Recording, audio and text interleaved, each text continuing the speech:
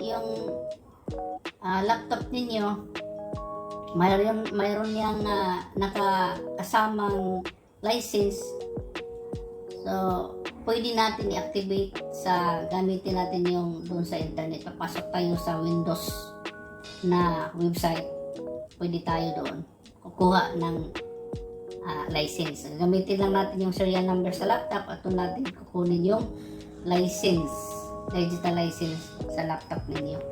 So, ito namang isa is OEM, will automatically activate if installing the same version of on original equipment. So, ibig sabihin, kung mayroon na tong license ang laptop ninyo, pag i-install nyo, kinoconnect nyo sa internet, mag-automatic na ito activate yung license sa OS or sa Windows 10 ninyo. So, ang gagamitin ko dito is ito, na standard. Pero kahit saan naman dito, walang problema. Papasok naman yan. So, yan. Tapos, enter. Next.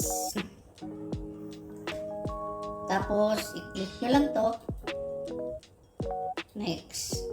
Tapos, piliin natin dito is ito palagi itong nasa baba. Hindi ko na lang ito basahin. Ito, custom install Windows on Advanced. So, ito. So, dahil kasi gusto natin burahin lahat. Kung ano yung laman nito, ibago natin lahat. Kung ano yung mga files doon, mabura. Para yung mga identification sa user dati, mawala na. Talagang babalik siya sa bago. Kung ito yung gagamitin. Yan. So, kung titingnan natin, ito yung mga apps nandito rin. Kasama na yung mga OS na ginamit nila dati. So, dapat ito lahat, dapat mabura natin to. Dahil kasi kung hindi natin ito buburahin, ibig sabihin lahat ng mga apps or files sa OS dati nandun pa rin. So, para maging bago itong laptop, baguhin natin lahat, dapat burahin natin ito lahat. Buburahin. Paano burahin? Click, delete. Okay. Click, delete. Okay. Click, delete. Okay.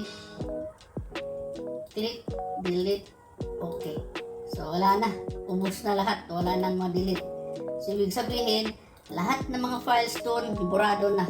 So, babalik na ito sa parang brand new. Wala nang kahit anong information na natira sa memory natin sa laptop. Wala na kahit isa. So, ang kasunod dito is i-click lang natin to. Tapos next. Para papasok na naman yung OS na nandito sa USB natin.